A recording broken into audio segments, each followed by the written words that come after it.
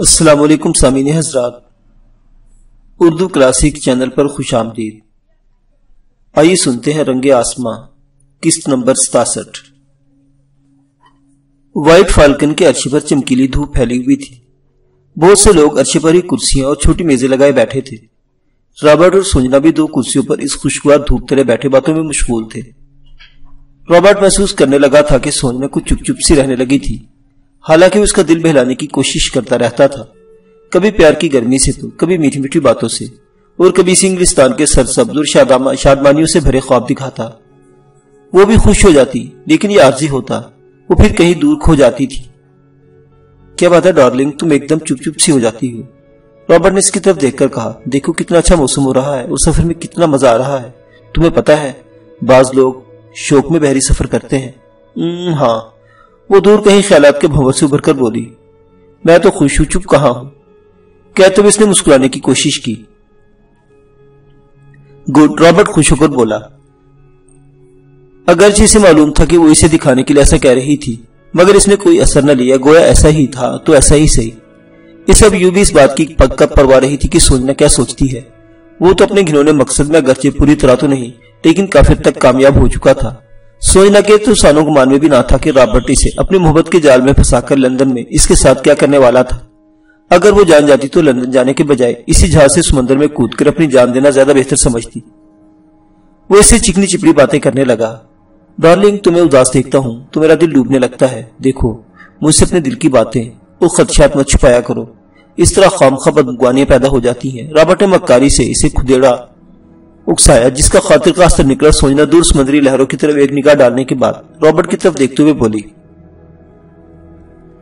Robert ایسا کیوں ہو رہا ہے میرے دل کے ساتھ، جبکہ تمہاری محبت بھی مجھے مل گئی ہے اور ہم لندن پہنچ کر ہمیشہ ساتھ رہنے کے خوشائند مقصد کو بھی پانے والے ہیں۔ یہ صرف تمہارا وہم ہے سونجنا ڈارلنگ، اور کچھ نہیں۔ مگر رابرٹ، وہم دل و دماغ میں اس قدر بے چینی تو پیدا نہیں کرتا، وہم ہی تو بے چین کرتا ہے۔ رابرٹ نے اسے سنجیدگی سے سمجھایا، ورنہ ہم نے تو ایک دوسرے کو پا لیا ہے، یہ الگ بات ہے کہ تمہارا مجھ سے اور میرے پیار سے دل بھرنے لگا ہے۔ ایار رابرٹ اس بار اس کی کمزور رگ کو چھیڑا، اس نے کہتے ہوئے کچھ برا سا منہ بھی بنا لیا تھا۔ سونجنا پریشان ہو گئی اور گھبرا کر رابرٹ کی طرف دیکھنے لگی۔ یہ کیا کہہ رہے ہو رابرٹ تم؟ میں صحیح کہہ رہا ہوں سونجنا، لوہا گرم دیکھ کر رابرٹ نے یہی وتیرہ اپنائے رکھا۔ میں تو تمہیں اور تمہاری محبت کو پا کر بے حد خوش اور مطمئن ہوں اور زندگی کے ساتھ بھرپور انجوائے کر رہا ہوں، لیکن پتہ نہیں تمہارے دل میں کیا پل رہا ہے۔ تم اب خوش نہیں میرے ساتھ، کیا تم کسی اور سے محبت کرتی تھی؟ کیا کہہ رہے ہو تم رابرٹ؟ سونجنا ایک دم پریشان ہو کر بولی، میں نے تمہاری خاطر اپنا سب کچھ چھوڑ دیا اور تم اب مجھے بیچ منظار میں لا کر اس طرح کی باتیں کر رہے ہو۔ میں بھلا کسی اور سے محبت کرتی ہوتی تو تمہارے ساتھ۔ مجھ پر احسان جتانے کی کوشش مت کرو۔ رابرٹ بھی بدلحاظی دکھانے پر اتر آیا، تم نے میری خاطر کچھ نہیں چھوڑا، وہ خود ہی تم لوگوں کے ہاتھوں سے نکلا جا رہا تھا، بلکہ اب تک نکل چکا ہوگا۔ میں تو خود تمہیں بربادی کے گڑھے سے نکال کر ایک نئی اور سہانے سپنوں کی خوشی بھری زمین میں لے جا رہا ہوں، لیکن تم۔ رابرٹ نے دانستہ یہ کہتے اپنی بات ادھوری چھوڑ دی اور ناراضی کے اظہار میں کرسی چھوڑ کر اپنے عرشے کی ریلنگ کے پاس جا کھڑا ہوا اور یوں ہی دور ٹھاٹھے مارتے سمندر کا نظارہ کرنے میں محو ہو گیا۔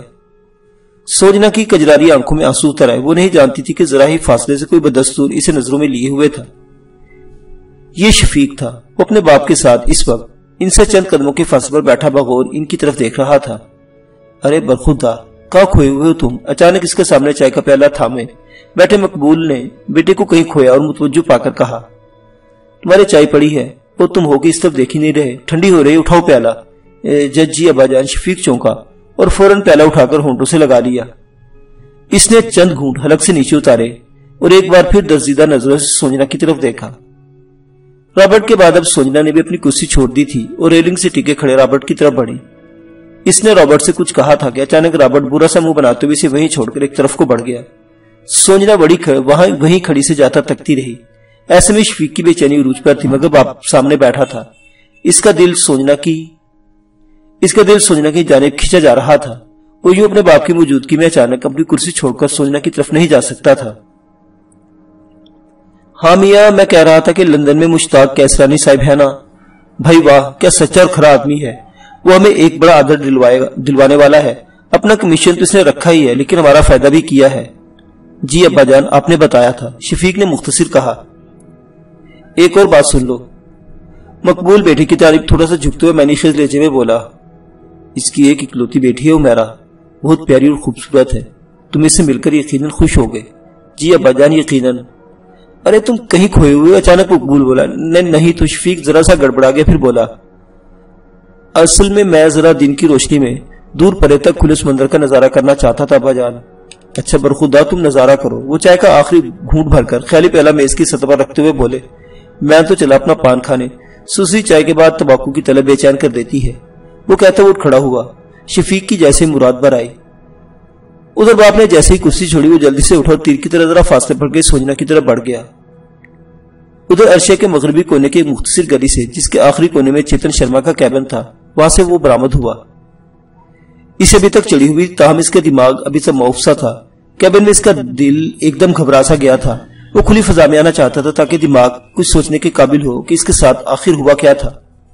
اگرچہ اسے رفتہ رفتہ یاد آ رہا کہ تھوڑی دیر پہلے اس کے ساتھ کچھ ہوا تھا۔ وہ جب اپنے کیبن سے کچھ یاد کرنے ذہن پر زور دیتا تو بھائی عرشے پر آیا تو اچانک اس کی نظر سوجنا پر پڑ گئی جو ریلنگ سے ٹکی کھڑی تھی۔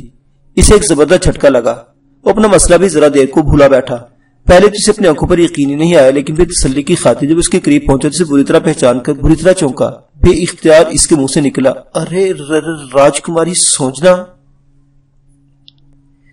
سوجنا ہراساں انداز میں پلٹی۔ یہی وہ وقت تھا جب شفیق بھی اپنی کرسی چھوڑے اس کے قریب آن پہنچا تھا اور اس کے کانوں میں بھی چیتن شرما کے یہ الفاظ ٹکرائے تھے۔ ان تینوں کے لیے جیسے الکورے لیتی آزاد فضا یکا یک تھم گئی تھی۔ سپہر ہو چکی تھی۔ رینا کی کوشش تھی کہ وہ اندھیرا پھیلنے سے پہلے پہلے اپنے راکاشی دوستوں کے پاس جا پہنچے۔ وہ سنسان اور گھنے جنگل کے بیچ جھاڑی دار اور ناہموار راستوں پر آگے بڑھتی رہی۔ ایک جگہ تھک کر وہ سستانے کے لیے ٹھہر گئی۔ اس کی سانس پھول رہی تھی۔ وہ ایک گھنے چھتناور درخت کے موٹے تنے کے ساتھ لگ کر گھاس پر بیٹھ گئی۔ اسے پیاس ستانے لگی اور پیدل چلنے کے سبب بھوک بھی لگی۔ اس نے ذرا سستانے کے بعد رسیلے پھولوں کی ڈنڈیاں چوسی اور پھل توڑ کر کھائے، پھر آگے بڑھ گئی۔ وہ کچھ دیر پہلے بیتے ہوئے نامساعد حالات کا سوچ کر بے حد مغموم اور رنجیدہ ہو رہی تھی، لیکن اب دوبارہ اس کی فطری ہمت بیدار ہو گئی تھی۔ اس نے سمجھ لیا تھا کہ اس طرح آنسو بہانے اور رونے دھونے سے کچھ حاصل نہیں ہوگا۔ یہ آنسو اور رنجیدگی اسے بے حوصلہ کر ڈالیں گی۔ اس نے اپنی ہمت مجتمع کی اور ایک نئے عزم و حوصلے کے ساتھ اپنی اشکبار آنکھیں پونچھی اور اٹھ کر کھڑی ہوئی۔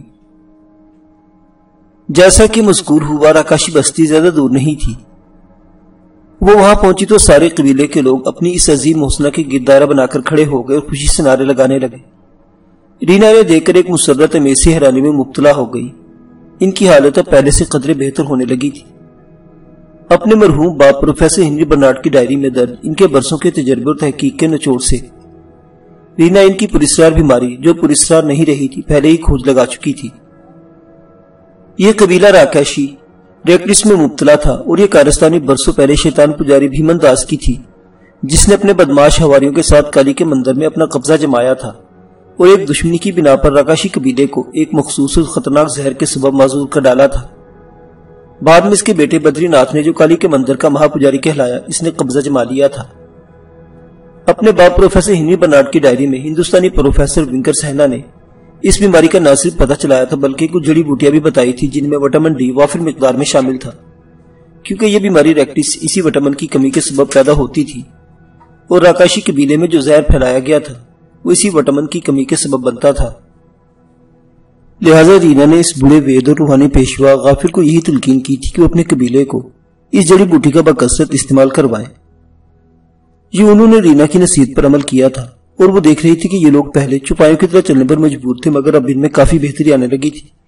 وہ اب سیدھے مگر قدرے جھکے جھکے سے ہی اس کے سامنے کھڑے تھے۔ راکاشی قبیلے کا سردار نارنگ بھی وہاں موجود تھا۔ قبیلے میں صرف بوڑھا غافر ہی ہندی جانتا تھا اور سمجھتا تھا، اور رینا کو بھی تھوڑی بہت ہندی آتی تھی۔ تاہم رینا کی اس روز والی نصیحت کے مطابق سردار سمیت اب اور لوگ بھی یہ بولی سیکھنے اور کچھ سمجھنے لگے تھے۔ بہرکیف وہ رینا کی وہاں آمد پر بہت خوش تھے۔ بوڑھے غافر نے سردار سمیت ان سب کی ترجمانی کرتے ہوئے رینا سے کہا تھا کہ ہم سب تم لوگوں کے اچانک یہاں سے چلے جانے پر پریشان اور غمگین تھے، لیکن جب رینا نے مختصراً بتایا کہ وہ اس کے ساتھی راج محل میں اب بھی خطرے میں ہے، جبکہ رینا کو ابھی تک معلوم نہ تھا کہ گارشیا وغیرہ اب اس دنیا میں نہیں رہے تھے، تو بوڑھے غافر نے اسے تسلی دی اور اگلے دن ہی اس نے ایک مخبر کو راج محل روانہ کر کے اسے اندوناک حقیقت کا پتہ چلا لیا کہ گارشے سمیت راج محل کے ایک اور مصاحب خاص بچھو رام کو بندی خانے میں شکنجے کے ذریعے سخت اذیتیں دے کر ہلاک کر دیا گیا ہے۔ تو رینا یہ سن کر سکتے میں آ گئی۔ ابھی ایک لرزا دینے والی اور خبر اس کی منتظر تھی۔ جب اسے پتا چلا کہ راجہ پرتاپ کمار اپنی شکاری مہم کے دوران اچانک ایک حادثاتی موت کا شکار ہو کر اب اس دنیا میں نہیں رہا ہے، نیز اب ناگرہ سمیت راج محل کے تخت پر آ جانے پرتاپ کمار کی سوتیلی ماں اور بھائی نے اپنا قبضہ جما لیا ہے، تو رینا تشویش میں مبتلا ہو گئی۔ جہاں سے راجہ پرتاپ کمار کی موت کا بے حد افسوس ہوا تھا، وہاں ان دونوں سازشی ماں بیٹے کے شاہی تخت پر قبضہ جمانے کے بعد اسے بھی ان سے اپنی جان کا خطرہ محسوس ہونے لگا تھا۔ اپنے اسی خدشات کا اظہار اس نے بوڑھے غافر سے بھی کر ڈالا۔ اگرچہ رینا راکاشی قبیلے والوں کے لیے اب تک جو کچھ کر سکتی تھی وہ کر چکی تھی، وہ اب صرف پناہ لینے کے لیے یہاں آئی تھی کہ کسی طرح اپنے دیوانے محبوب شوقی کو ڈھونڈ سکے، مگر اب تازہ ترین صورتحال کی جانکاری کے بعد اسے وہاں رہنا بھی خطرناک محسوس ہو رہا تھا۔ اسے یہ بھی پتا چل چکا تھا کہ ان دونوں سازشی ماں بیٹے نے سپاہیوں کے ایک دستہ بھی اس کی تلاش میں روانہ کر دیا ہے۔ یکایک رینا اب خود کو بالکل اکیلا اور بے یار و مددگار سمجھنے لگی تھی۔ نہ صرف یہ بلکہ اسے اپنی جان کا بھی شدید خطرہ لاحق ہونے لگا تھا۔ حالانکہ راکاشی قبیلہ اس کی حفاظت کی اپنی جان دینے کو تیار تھا، مگر وہ جانتی تھی کہ یہ نادار لوگ مسلح شاہی سپاہیوں فوجیوں سے بالکل بھی مقابلہ نہیں کر سکتے۔ میں اب یہاں نہیں رہ سکتی، مجھے جلدی یہاں سے نکلنا ہوگا، اس نے بوڑھے غافر سے کہا۔ تقدیر ایک بار پھر اسے دربدر اور خاک بسر کرنے کے در پہ تھی۔ یہ کیا کہہ رہی ہو بیٹی؟ بوڑھے غافر کی گھنی دودھیا بھوؤں سے ڈھکی ہوئی آنکھوں سے یکدم فکر و پریشانی مترشح ہونے لگی تھی۔ ہاں بابا، یہ میرے لیے نہیں بلکہ سب کے لیے بہتر ہوگا، وہ مغموم سے لہجے میں بولی۔ لیکن بیٹی تم کہاں جاؤ گی؟ تمہارا تو اب کوئی ساتھی بھی اس دنیا میں باقی نہیں بچا۔ بوڑھے غافر نے گہرے تفکر اور پرشفیق لہجے میں کہا۔ لیکن ہم سب بلکہ پورا قبیلہ تمہارے ساتھ ہے، یہاں تم محفوظ ہو۔ نہیں بابا، رینا نے کہا، راج محل والوں اور ان کی سیاست کو میں اچھی طرح جان چکی ہوں۔ وہ اپنے دشمنوں کو کبھی معاف نہیں کرتے جب تک انہیں اذیت ناک موت سے ہمکنار نہ کرتے۔ لیکن بیٹی تم ہم لوگوں کے ہوتے ہوئے کیوں پریشان ہوتی ہو؟ تم ہماری عظیم محسنہ ہو، ہم سب تمہارے لیے کٹ مریں گے۔ یہی تو میں نہیں چاہتی بابا، رینا اس بار بڑے رسان سے بولی۔ ایسا کیسے ہو سکتا ہے؟ جن لوگوں کے لیے میرے پاپا اور میرے ساتھ نے اپنی جانیں قربان کی، وہ اب صرف میری وجہ سے خطرے میں پڑ جائے۔ نہیں بابا نہیں، میں ان قربانیوں کو ضائع نہیں کرنا چاہتی، مجھے فوراً یہاں سے نکلنا ہوگا۔ بوڑھا غافر اس کی بات سن کر چپ ہو رہا۔ وہ ایک جہاں دیدہ انسان تھا، رینا کی بات بھی سمجھ رہا تھا۔ وہ یہ بھی جانتا تھا کہ رینا ایک انگریز جنرل کی بھتیجی ہے، لہٰذا جب اس نے رینا کو اس کے پاس جانے کا مشورہ دیا تو رینا کا چہرہ ایک بار پھر سوگواروں کا تاثر پیش کرنے لگا، کیونکہ اس کی نگاہوں کے سامنے اپنے محبوب شوقی کا چہرہ رقص کر گیا تھا۔ وہ اسی لہجے میں بولی، میں ابھی وہاں نہیں جا سکتی بابا۔ مگر کیوں بیٹی؟ اس لیے بابا کہ مجھے یہاں کسی کو تلاش کرنا ہے۔ کس کی تلاش ہے؟ بوڑھے غافر نے سوالیہ انداز میں اس کی طرف دیکھا۔ اپنے محبوب کی۔ رینا نے جیسے تصور میں شوقی کے خیالات میں کھوئے ہوئے بے اختیار جواب دیا۔ کون ہے تمہارا محبوب بیٹی؟ غافر نے دریافت کیا۔ وہ ایک دم جیسے تصور محبوب سے چونکی قدرے ملتجی لہجے میں بوڑھے غافر سے بولی، بابا بس مجھ سے اور کچھ مت پوچھو، میں یہاں سے جانا چاہتی ہوں، کہیں بھی اکیلی چھپ کر رہ لوں گی۔ یہ کہتے ہوئے رینا نے اس سے یہی درخواست کی کہ وہ کسی طرح سے اس کے لیے ایک تیز رفتار گھوڑے اور کچھ زیادہ راہ کا بندوبست کر دے۔ بوڑھا غافر سوچ میں پڑ گیا۔ اسے سوچتا پا کر رینا نے سوال کیا، کیا انتظام کرنا مشکل ہے آپ کے لیے بابا؟ ارے نہیں بیٹی، ہرگز نہیں، وہ ایک دم بولا۔ میں کچھ اور سوچ رہا تھا کہ اگر تم اکیلی ہی رہنا چاہتی ہو اور محفوظ بھی رہ سکو تو کیوں نہ تمہیں شیکر گھاٹی کا پتہ بتا دوں۔ شیکر گھاٹی یہ کون سی جگہ ہے بابا؟ رینا نے سوالیہ نگاہوں سے بوڑھے غافر کی طرف دیکھا۔ بیٹی تم جس مقصد کے لیے وادی میں رہنا چاہتی ہو اس کے لیے شیکر گھاٹی سے زیادہ اور کوئی جگہ بہتر ہو محفوظ نہیں، بوڑھے غافر جواب میں بولا۔ وہاں تمہیں قدرتی طور پر بھوجن پانی بھی ملتا رہے گا۔ بن باز کو جانے والے بھی اس مقام کو بہت پرسکون سمجھتے ہیں۔ مجھے بھی اپنے محبوب کی خاطر شاید بن باز ہی اختیار کرنا پڑے، وہ محجور سے لہجے میں زیر لب بھولے سے بولی۔ پھر اس نے پوچھا، وہ جگہ زیادہ دور تو نہیں بابا؟ بالکل نہیں، یہاں سے صرف چند فرسخ کے فاصلے پر ہے، میں تمہیں اس کا پتہ سمجھائے دیتا ہوں۔ بہرحال رینا رات کی تاریکی میں راکاشی والوں کو ایک بار پھر مغموم چھوڑ کر یہاں سے کوچ کر گئی۔ وہ بوڑھے غافر کے بتائے ہوئے راستے پر گامزن تھی، تاہم مسافت بھی طویل اور پرخطر تھی۔ اس کا گھوڑا سیاہ رنگ کا تھا، جس کی چمکتی جیل، گھنے عیال، اٹھی ہوئی گردن اور اکڑے ہوئے گھنے بالوں والی دم اسے نسلی ظاہر کرتی تھی۔ زیادہ راہ کے علاوہ اسے اپنی حفاظت کے لیے قدر چاقو، تیر کمان، تیروں سے بھرا ترکش اور دیگر چھوٹا موٹا ضرورت کا ساز و سامان دیا گیا تھا۔ وہ گھوڑے کی پیٹھ پر سوار خاصی برق رفتاری سے سفر کرتے ہوئے بالآخر اس قدرتی بہتے ہوئے چشمے کے قریب پہنچ گئی، جو ایک سرسبز پہاڑی کے درمیانی سنگلاخ رختوں سے بہتا ہوا نیچے تالاب بناتے ہوئے تھا۔ ارد گرد شابولود اور مہاگنی کا جنگل تھا۔ یہ ایک چھوٹی اور انتہائی دلفریب وادی کا نمونہ پیش کرتی تھی، یا اسے گھاس کی جھاڑی سے ڈھکی ایک گپائیں بھی دکھائی دی جو اندر سے پورے غار کی صورت میں تھی۔ آسمان اس وقت صاف تھا، تباک سا چاند نکلا ہوا تھا، اس کی چاندنی ہر سو پھیلی ہوئی تھی، ایک طلسماتی ماحول کا سا منظر پیش ہوتا تھا۔ چاندنی میں پہاڑی ڈھلان سے بہتے قدرتی جھرنے کا پانی چمک رہا تھا، فضا خنک سی تھی، سردی کا احساس اپنی جگہ مگر اس میں ایک خوشگواری کا تاثر بھی محسوس ہوتا تھا۔ وہ گھوڑے کی پیٹھ سے اتر آئی، اچانک اس کے عقب میں ایک سایہ تیزی سے نمودار ہوا اور یہی وقت تھا جب رینا کو اپنے عقب میں کسی کی موجودگی کا احساس ہوا۔ وہ جگہ یک پلٹی مگر وہاں سے کوئی نظر نہ آیا۔ وہ اسے ماحول کی کارستانی پر محروم کر کے سر جھٹک کر سامنے متوجہ ہوئی۔ اس نے اپنے رہنے کے لیے ایک ایسی گپا کا انتخاب کیا جو اسی پہاڑی جھرنے کے قریب تھا۔ جانے کیوں اسے یہ جگہ پسند آئی تھی، وہ اس کے اندر داخل ہو گئی۔ گھوڑا اس نے قریبی سرسبز پہاڑی کی ڈھلان پر چلنے کے لیے چھوڑ دیا اور خود اس گپا کا اچھی طرح جائزہ لیا۔ اس میں 3 افراد کے سما جانے کی گنجائش نظر آتی تھی، اس کی چھت بھی زیادہ نیچی نہیں تھی۔ رینا نے جھاڑیوں کی بہاری بنائی اور گپا کو اچھی طرح صفائی کر ڈالی۔ اسے رہنے کے قابل بنانے کے بعد اس نے اپنا مختصر سا سامان وہیں رکھ دیا۔ اس کے پاس گرم بستر بھی تھا، آگ وغیرہ جلانے کے لیے ایک میچ باکس اور پانی کی بڑی سی چھاگل بھی تھی۔ پانی اس نے بہتے جھرنے سے ہی تازہ بھر لیا تھا۔ پھر وہ جیسے ہی چھاگل بھر کر گپا کی طرف پلٹی، وہی سائز کے عقب میں نمودار ہوا۔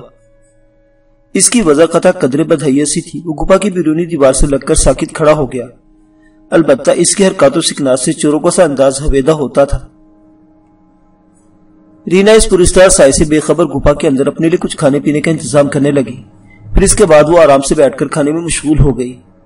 اس نے ایک کونے میں بستر بچھا دیا تھا، رات ہونے کے ساتھ ہی سردی بھی بڑھنے لگی تھی۔ اس نے اندر ہی اندر ایک چھوٹا سا الاؤ دہکا دیا اور اس کے پاس بیٹھ کر شوکی کے بارے میں سوچنے لگی۔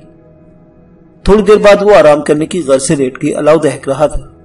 رینا کو معلوم تھا کہ ذرا دیر بعد یہ خود بخود بجھ جائے گا۔ اس کی آنکھ لگ گئی، ہر طرف خاموشی چھا گئی، ایک ہو کا عالم طاری ہو گیا۔ ہلکی سی چاندنی کی سحرزدہ روشنی سر پر پڑ رہی تھی۔ رینا ایک منحوس آفت سے بے خبر سو رہی تھی۔ یہی وہ وقت تھا جب دور کہیں جنگل میں کسی گیدڑ کے رونے کی منحوس آواز ابھری تو وہی پراسرار اور بدحیت سا سایہ گپا کے اندر داخل ہو گیا۔ وہ اب اپنے دونوں ہاتھ سامنے کی طرف پھیلائے ہوئے کھڑا تھا، یوں جیسے وہ گہری نیند میں مستصغر رینا پر کوئی عمل کر رہا ہو۔ تبھی اچانک رینا کے ساکت بدن میں حرکت پیدا ہوئی اور وہ یوں ایک دم اٹھ بیٹھی جیسے کسی معمول کے زیر اثر ہو۔ سائے نے اسے اپنے پیچھے آنے کا اشارہ کیا تو اٹھ کر کھڑی ہو گئی۔ وہ اب جیسے کسی مسمومیت کے زیر اثر محسوس ہوتی تھی۔ اس پراسرار سائے نے جیسے اسے عمل تنوین کے اثر میں مقید کر دیا تھا۔ وہ اس کے ساتھ نہ جانے کون سی انجانی منزل کی جانب گامزن ہو چکی تھی۔ معزز سامعین حضرات، یہ عجیب و غریب اور پراسرار داستان ابھی جاری ہے۔ بقیہ واقعات اگلی قسط میں۔ دیکھتے رہیے۔ اردو کلاسک اور دعاؤں میں یاد رکھیے گا۔ اللہ حافظ۔